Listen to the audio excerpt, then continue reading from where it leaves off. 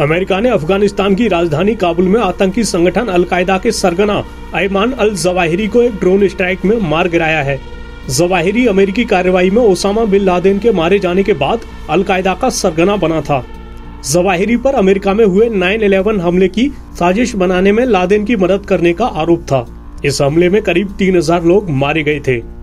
Zawahiri को ढूंढकर मार गिराने को लेकर अमेरिकी राष्ट्रपति जो बाइडेन ने कहा कि अमेरिका ये सुनिश्चित कर रहा है कि तालिबान के राज में अफगानिस्तान फिर से बाकी दुनिया पर हमलों का आधार न बने।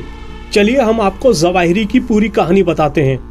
जवाहिरी का जन्म 19 जून 1951 को इजिप्ट में हुआ था। उसने कम उम्र में ही इस्लामिक लिटरेचर को पढ़ना शुरू कर दिया था। बताया जाता है कि वो छोटी उम्र में ही उस मुहिम से जुड़ गया था जिसका मकसद इजिप्ट की सेकुलर सरकार को हटाकर इस्लामिक सरकार लाना था। न्यूज एजेंसी एपी के मुताबिक जवाहिरी ने अपने करियर के शुरुआती हिस्से में एक आई सर्जन के तौर पर काम किया था। वो सेंट्रल एशिया और मिडिल ईस्ट में भी घूमा। उसने सोवियत अफगान युद्ध को भी करीब से देखा। इसी क्रम में वो ओसामा बिन लादेन और दूसरे अरब मिलिटेंट से मिला। जवाहिरी इजिप्शियन इस्लामिक जिहाद का भी नेता रहा।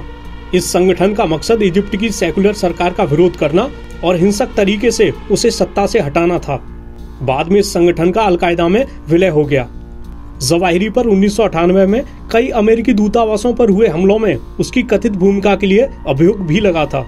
अमेरिका ने जवाहिरी पर $25 मिलियन का इनाम रखा था। जवाहिरी की मौत के बाद बाइडेन ने कहा कि उन्हें उम्मीद है कि इससे 9/11 हमले में मारे गए लोगों के परिजनों को राहत मिलेगी। उन्होंने कहा, न्याय हो चुका है और अब ये आतंकी नेता दुनिया में नहीं है। इसके अलावा बाइडेन ने कहा, कितना भी लंबा वक्त लग जाए, तुम कहीं भी छुप जाओ, लेकिन अगर तुम हमारे लोगों के लिए खतरा हो तो अमेरिका तुम्हें ढूंढ ही निकालेगा।